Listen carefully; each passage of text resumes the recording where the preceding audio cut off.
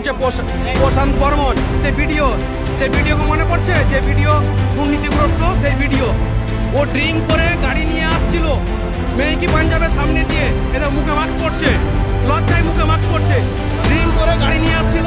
আপনি যে ড্রিঙ্ক করে বেলাগাম গাড়ি চালান, মানুষকে ধাক্কা মারার পরে আপনি দাঁড়ান না, ঠিক আছে? আপনি যাবেনই তো, আপনি তো জেলে যাওয়ার মতনই তো কাজ করেছেন।